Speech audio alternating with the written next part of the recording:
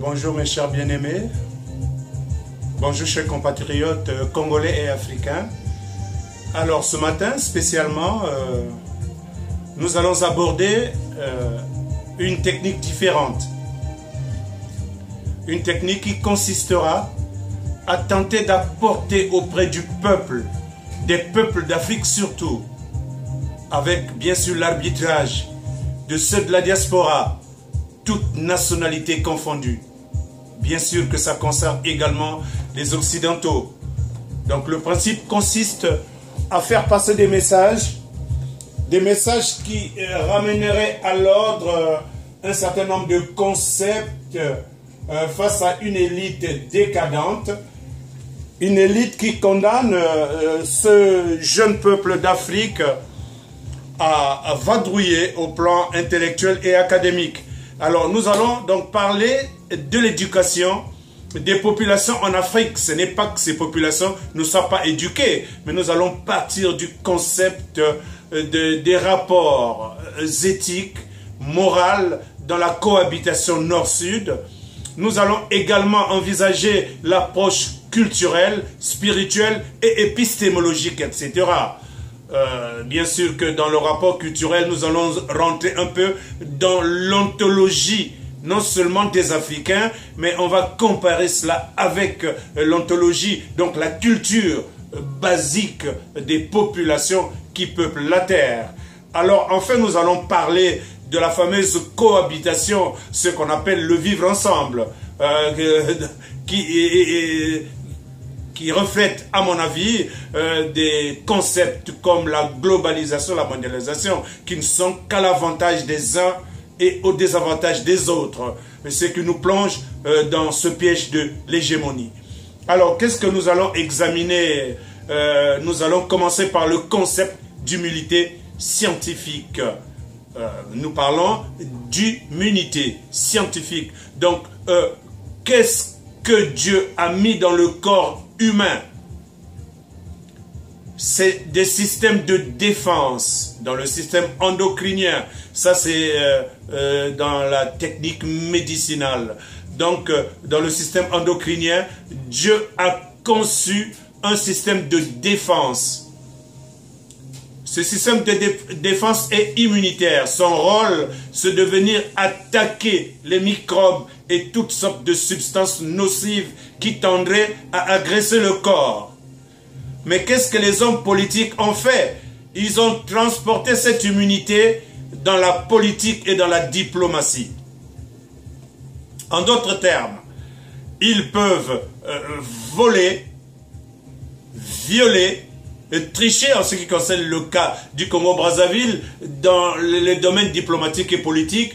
Ben, ça devient comme un permis de tuer, d'assassiner, de tricher, de voler. Ils ont beaucoup de techniques pour voler, soit dans la mauvaise gestion des ressources et richesses, soit dans la mauvaise applicabilité des règles du commerce. Et les Africains qui, eux, sont à la tête des États de l'Afrique, utilisent donc ces faiblesses qui existent dans l'anarchie des relations internationales pour mal gérer donc ce concept d'immunité. Ils l'ont amené en diplomatie et Sassou en a exagéré. Lui, il a même mis une loi dans sa constitution à lui, qu'il a voté en 2015, cette constitution donc lui donne le permis de voler, de tuer, d'assassiner, de manipuler, de tout faire dans le mal et dans le vice sans que personne ne puisse le poursuivre juridiquement. Alors, dans tout cela, il va profiter de quoi? Je parle de ce système qui manipule le nord-sud, relation qui est entrée dans un conflit générationnel dû à l'ignorance des manipulés. Parce que les manipulateurs, ils ont une stratégie. Ils savent qu'il y a une couche qui est manipulable, celle des indépendances, qui continue à gérer les pays africains aujourd'hui.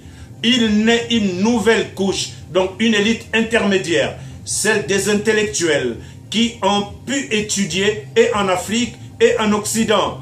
Il y a également à ce niveau un conflit de compétences. Les uns veulent se prévaloir mieux que les autres, alors qu'ils devraient mutualiser leurs efforts, leurs énergies pour pouvoir tendre la main à cette couche de la jeunesse. Donc celle-là qui n'a pas été bien éduquée, surtout dans le cadre de l'Afrique centrale, où l'éducation a été complètement mise à l'écart en faveur des politiques qui n'aident ni l'éducation, ni l'instruction d'ailleurs.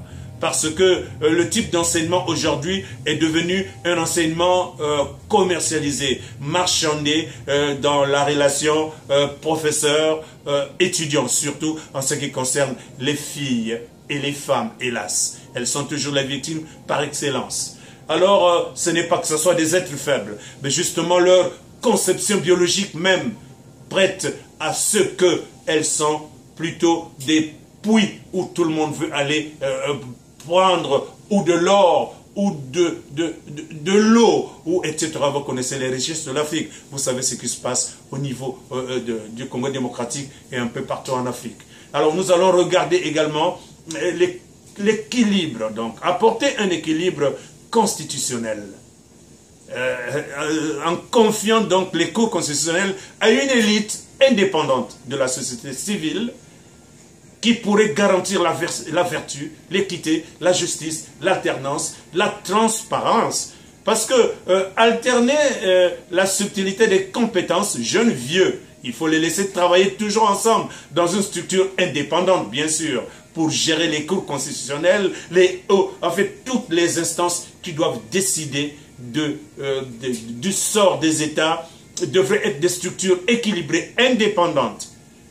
C'est-à-dire en dehors de l'exécutif, du législatif et du juridique qui doit fonctionner normalement, on peut créer des structures stratégiques. Lors des élections en Afrique, par exemple, ces structures indépendantes auraient pour rôle donc d'aider à arbitrer une composante spéciale qui n'est pas permanente. Elle arrive juste dans ces moments de mandat. Admettons que le mandat soit de 5 ou 7 ans, qu'importe. On apporte dans cette équipe pour cette période exceptionnelle. Elle vient gérer toutes les compatibilités qui pourraient permettre que nous ayons des élections libres, transparentes, où l'alternance politique doit être gérée sans complications, comme nous le vivons aujourd'hui. Bien sûr que la communauté ecclésiale doit être impliquée comme observateur spirituel, moral également. Et il est bien entendu qu'il n'est pas dit que parce qu'on est dans une structure spirituelle ou ecclésiale qu'on serait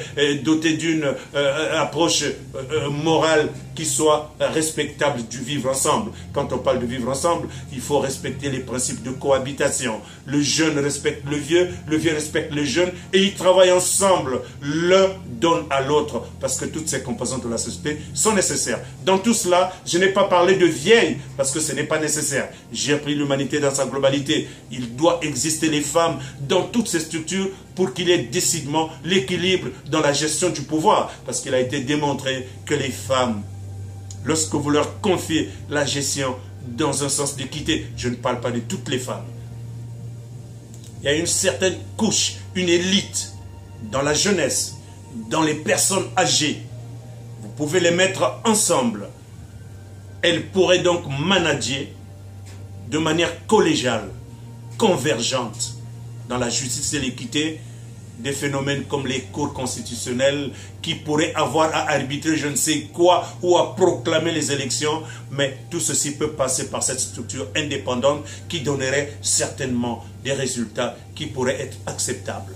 Alors, ça c'est la première vidéo que nous allons commencer dans l'éducation des populations. Elle est un peu lapidaire parce que c'est un premier essai. Nous avons parlé du rapport éthique moral dans la cohabitation nord-sud. Nous avons parlé également des approches culturelles, spirituelles et épistémologiques, ce qui suppose que dans toute communauté, qu'elle soit blanche ou noire, cela dépend de la culture qu'on a reçue à la base. Et bien sûr qu'il y a une coexistence spirituelle qui doit aider à véhiculer une épistémologie, donc une intelligence qui serait capable de se fondre dans toutes les cultures. On ne peut pas parler de cohabitation, donc de vivre ensemble, sans respecter les concepts de consommation, sans hégémonie.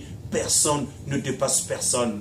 On devrait tous aller s'auto-compléter le savoir. Nous savons que, pour prendre l'exemple de Cheikh Anta Diop, il est arrivé avec un message qui est très fort, mais il fallait qu'il soit arbitré par une élite du Nord qui lui a imposé au départ un refus d'admettre sa compétence. Finalement, la compétence, c'est comme le soleil. Quand ça se lève, tout le monde doit se courber. Donc nous allons conclure maintenant notre propos par le simple phénomène que l'humanité doit arrêter de tergiverser comme elle le fait aujourd'hui. Lorsqu'on regarde ce qui s'est passé au Gabon, et la timidité laquelle la communauté internationale demande que l'on puisse intervenir, que l'on recompte les voix sous prétexte de souveraineté pour les uns, et mon Dieu, souveraineté calculée pour les autres. Quand il s'agit d'aller chercher des dettes ou des prêts, on n'a pas besoin de souveraineté. Quand il s'agit de venir diviser l'Afrique en des petits morceaux, lesquels il y a des précarés, où il y a toujours le colonisateur ou le néocolonisateur continue à avoir une autorité félonne, on ne peut pas parler d'équilibre sur la terre, on ne peut pas parler de justice. Parce que croyez-le, chers frères africains, ce qui se passe en Afrique, surtout centrale, arrange les Occidentaux. Parce que c'est là-bas qu'ils viennent puiser. C'est là-bas qu'ils viennent récupérer les richesses pour aller les transformer et ramener en Afrique. Il est temps que ceux qui se proclament comme étant des intellectuels, des universitaires, donc des élites, puissent mutualiser leurs efforts. Mais alors je parle de toute l'Afrique dans son entièreté, ceux qui sont à la diaspora, ceux qui sont à l'intérieur des pays africains, ils n'avaient qu'à apprendre à s'humilier et à mutualiser leurs efforts afin que décidément on arrête de les dominer mécaniquement et pour que les actions qu'ils vont mener puissent aider l'Afrique à devenir réellement indépendante.